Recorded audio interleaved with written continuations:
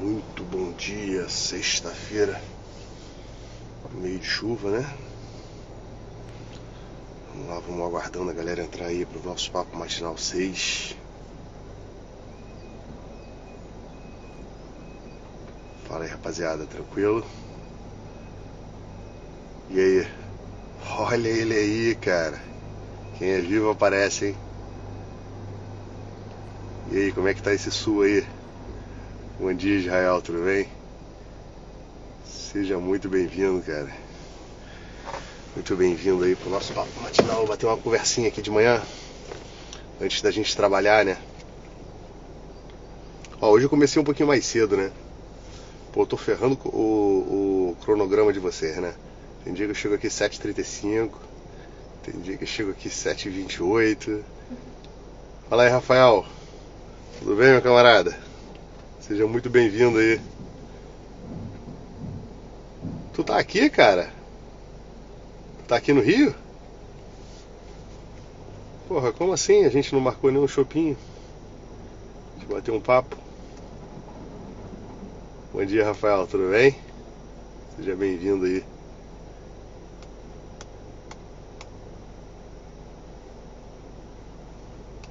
Isso aí. Vamos lá, vamos esperando a galera chegar aí.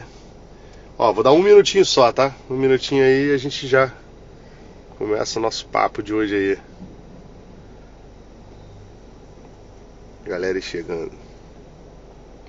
Deixa eu mandar aqui pro povo.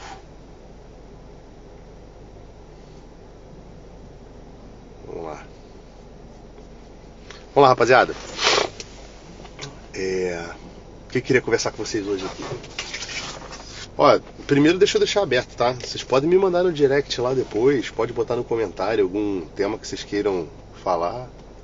O papo matinal é para ser um papo livre, né? Uma conversa livre sobre temas diversos aí que interessem vocês, tá? Bom dia, Paty, tudo bem? Seja bem-vindo aí. O que eu queria falar com vocês hoje, né? Ontem, quando eu estava conversando com vocês, aqui eu contei uma historinha da caneta, né? Que é uma história que eu conto para todos os pacientes aqui que eu atendo. E eu falava, né? O quanto que o significado das coisas, né? Muda todo um contexto. Exemplo, né? O exemplo que eu usei aqui. Eu tenho uma caneta e eu empresto para você, né? Pega essa caneta assim. Pega uma caneta aqui, ó. Tem a caneta aqui, ó. É feinha essa caneta, mas eu digo assim, fulano, cara, cuida dessa caneta pra mim. E aí, obviamente, você vai ter um certo cuidado dessa caneta por conta do meu pedido, né? Por conta, tem um amigo te pedindo pra você cuidar da caneta dele. E aí você vai cuidar da caneta. Mas se eu te contar uma história, né? Se eu te contar que quando eu tinha lá meus 15 anos de idade, o meu pai perdeu o emprego e precisou trabalhar no táxi todos os dias lá até 2, 3 horas da manhã para que eu pudesse ter dinheiro para pagar um cursinho e eu pudesse estudar, né? E aí, nesse cursinho, onde eu ralei lá, comecei a estudar até tarde da noite, todos os dias, e acabei conseguindo ser aprovado no Colégio Naval. Entrei pro Colégio Naval, passei muitas dificuldades lá dentro, foram 7 anos estudando interno e tal, me formei. E por ocasião da minha formatura, o meu pai me deu essa caneta. E essa caneta significa muito pra mim. E agora eu te peço, cuida dessa caneta pra mim. Essa foi a historinha que eu contei ontem pra vocês, mostrando o seguinte, que depois de eu te contar essa história, provavelmente o seu cuidado com a caneta vai ser muito diferente, porque a caneta é a mesma, mas ela foi recheada de significado, né? E assim é a nossa vida, né? Eu percebo o quanto que hoje uma das grandes tristezas, né? Uma das grandes dramas que a gente recebe nos atendimentos são de pessoas, às vezes, com muitas coisas, muitas conquistas na vida. Às vezes, muitos bens alcançados, muita riqueza, mas falta um sentido. As pessoas chegam para mim nos atendimentos dizendo: Maurício, olha, eu tenho tudo aquilo que eu sonhei, o que eu busquei eu alcancei, mas a minha vida é triste. a minha vida falta alguma coisa a mais. E aí eu digo para vocês o seguinte, né? Muitas das vezes o que nos falta é essa dimensão espiritual da vida. E quando eu me refiro à dimensão espiritual, definitivamente eu não estou falando de religião, tá? A gente tem que perder um pouco esse preconceito com um certo linguajar. Quando eu falo da realidade espiritual, eu estou falando da realidade imaterial. Veja, a caneta é a mesma, a realidade material é a mesma da caneta. Mas o que eu contei para você no campo imaterial da história da caneta, isso muda tudo, né? Sim, não há dúvida disso, Dana. Mas eu ainda não estou falando de religião, é o que eu estou falando, né? É o que eu ainda não estou falando de religião. Veja que aqui nessa história, quando eu contei da caneta, eu só estou falando de algo que deu sentido para ela. Nesse caso aqui, a minha relação afetiva com meu pai, né?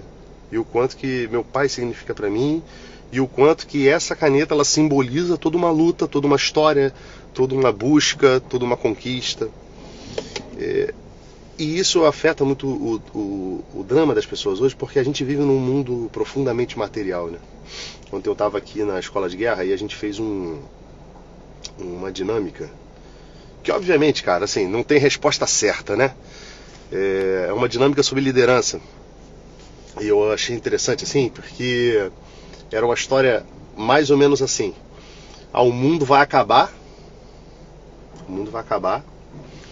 E você tem que salvar 6 pessoas para poder dar continuidade à humanidade depois disso, né? E aí ele coloca lá o perfil de várias pessoas, né?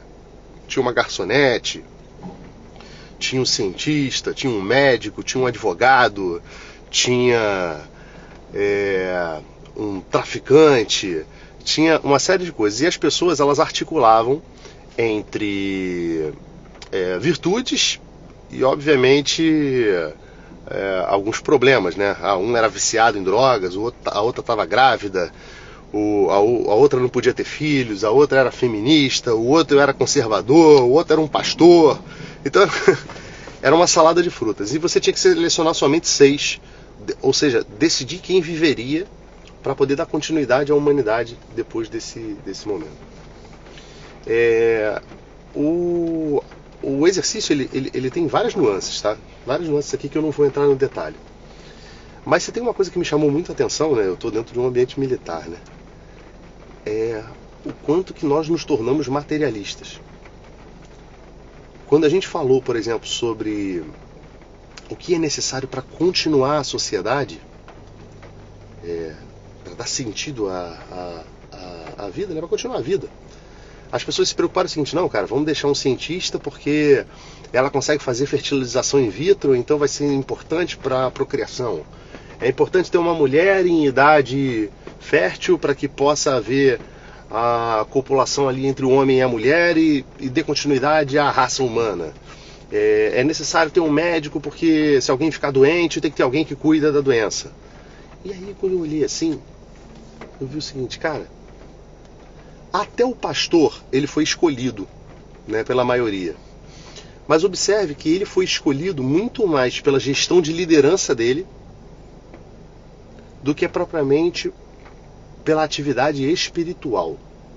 E aqui eu estou te falando, mais uma vez, de atividade espiritual, aqui eu estou alinhando a questão do pastor, mas eu ainda não estou falando de religião. Porque, por exemplo, havia lá, por exemplo, um músico, e o músico foi deixado de fora. Ora, toda a sociedade que eu conheço, ela traz consigo uma cultura, e toda cultura tem uma música. Porque a música é uma atividade que nos eleva, né? Que nos constrói por dentro. Então, assim, tô longe de querer dar aqui uma resposta do que é certo ou errado do exercício, até porque há muitas opiniões ali na questão. Mas uma coisa que me chamou muito a atenção nesse aspecto foi o fato de que a gente relega a um segundo plano, o nosso tempo, a nossa vida hoje, ela relega a um segundo plano todas as atividades do espírito. Elas são sempre menos importantes do que as atividades materiais. E isso tem causado na gente e em muitas pessoas, né, uma perda de sentido de vida muito grande. Por quê? Porque o que dá sentido é imaterial. É algo que dura lá no final. É ou não é essa a realidade, às vezes, da nossa família? É ou não é essa a realidade que a gente enfrenta às vezes no nosso trabalho. Uma queixa comum que a gente recebe nos atendimentos, no consultório, é assim, tipo, poxa, Maurício, eu não tenho vontade de fazer as coisas, sabe? Eu sei que aquilo é certo. Eu sei que, por exemplo, Maurício, eu tenho que fazer dieta.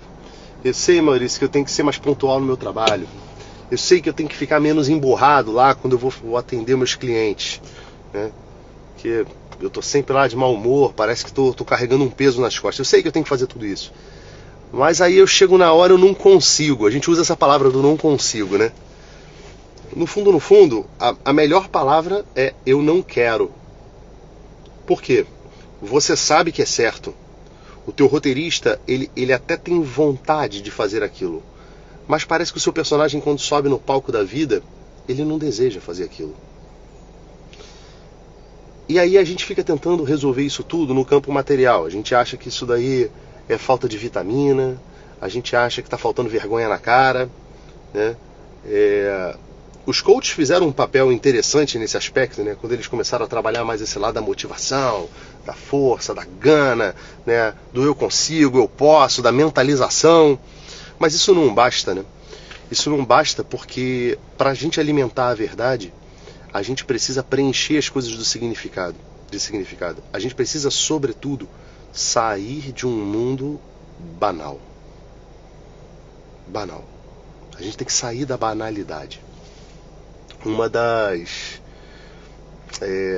Eu já contei isso aqui outras vezes, né? Tem uma experiência que foi feita por uma enfermeira australiana, que ela foi verificar no final da vida das pessoas qual era o motivo que mais faziam as pessoas sofrerem, né? No momento da morte ali, né? O que as pessoas mais se arrependiam. E por unanimidade, assim, né? Unanimidade não, mas a grande maioria das pessoas se queixavam de não terem vivido uma vida em primeira pessoa, de terem vivido sobre a exigência de outras pessoas, como se elas não tivessem chegado ao final da vida e dito eu. Pô, rapaz, eu nem sei o nome desse livro, mas eu vou pesquisar, mas eu tento te falar depois. Eu só li a experiência, né, dela. Mas é muito interessante mesmo. E ela chega ao final da vida pensando essa questão, né? De tipo assim, cara, a maioria das pessoas sofrem por terem chegado ao final da vida e não ter dito eu. Não ter sido capaz de falar assim, cara, eu realizei isso. Ainda que elas tenham cometido erros, mas elas não terem falado em primeira pessoa. Esse é o grande drama de quando as pessoas chegam na terapia, né? Sobretudo, o grande trabalho do terapeuta é esse. É de fazer você encontrar a tua voz e você dizer eu. Observem que a banalidade, a vida banal significa comum, né? Se você for buscar a etimologia da palavra, banal significa comum, aquilo que todos fazem. Isso é exatamente o extremo oposto. A vida banal é essa vida onde eu torno todas as coisas comuns. Ou seja, nada disso é personalíssimo, nada disso é individual, nada disso é único. Mas a nossa vida ela foi criada para ser única. De tal forma que nós somos uma criação irrepetível, né? Deus não repetiu a sua criação. A alma que foi colocada em mim, a alma que foi colocada em você, ela é uma alma única. Você é uma pessoa única. E a gente vive um esforço, né? Às vezes até mesmo cultural, de uma homogeneização que adoece a nossa alma, que adoece a nossa vida. O caminho de maturidade, um caminho de felicidade, é exatamente um caminho onde a gente é capaz de dizer quem nós somos e quem nós somos unicamente nessa vida. Existe uma passagem da mitologia grega, né, que conta a história de um rei que termina sua vida profundamente banal, exatamente por causa disso, né? Ele era muito apegado a riquezas e a ganância, e certa vez ele encontra Dionísio e faz um grande pedido ao deus Dionísio, né? Que ele gostaria de ser capaz de tudo aquilo que ele tocasse se transformar em ouro. E obviamente que nos momentos iniciais ele se empolga com aquele grande poder que ele adquire. E nós também nos empolgamos muitas das vezes com esse poder que nós adquirimos na vida, né? De transformar tudo em ouro, de conseguir dinheiro com tudo, de ser capaz de ser um grande empreendedor, de ser eficiente. E aí tudo que esse rei tocava se transformava em ouro, né?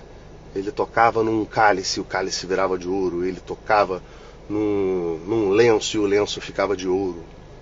Mas com o tempo ele foi percebendo que também ele tocava numa maçã e a maçã virava ouro e ele não podia comer. Ele tocava então no cachorro para fazer um carinho no cachorro e o cachorro virava ouro e ele não podia mais brincar. Até que um momento ele toca na sua própria filha e pedaço do seu coração se transforma em ouro. Pedaço da sua grande vida, da razão do seu viver, daquele ser complexo, né, cheio de potências no mundo, se transforma em ouro. E aí ela também não pode viver. Dionísio cai arrependido no chão, percebendo que quão banal a vida dele vai se tornando, né? Quanto que toda aquela riqueza, que é um meio, ela não é capaz de saciar a felicidade que ele tinha no coração, né? O dinheiro não era capaz de comprar a sua filha de volta, não era capaz de comprar o calor do coração dela. Ora, a nossa vida muitas das vezes fica também transitando nesse mundo banal, né? Nessa vida banal como a vida do rei Midas. Ele corre, né, na história, o rei Midas ele volta a Dionísio e implora para que ele seja limpo dessa maldição, né, que agora ele já enxerga uma maldição. E Dionísio pede para que ele se lave num rio. Ele se lava no rio, fica livre dessa maldição, mas logo depois o rei Midas ele se associa, né, começa a admirar o trabalho de Pan.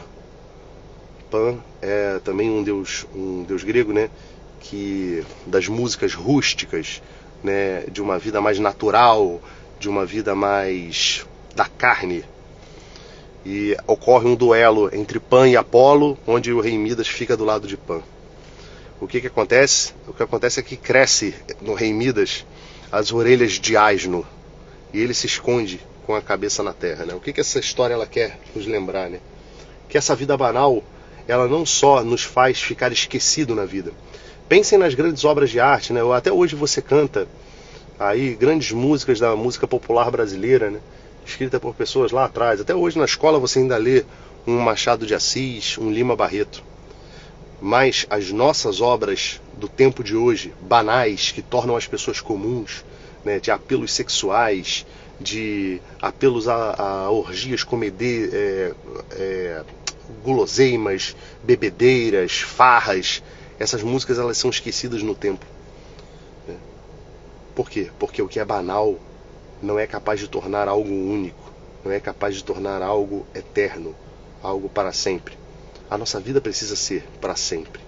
A nossa vida nós precisamos construir ela com um sentido único pelo qual nós fomos criados.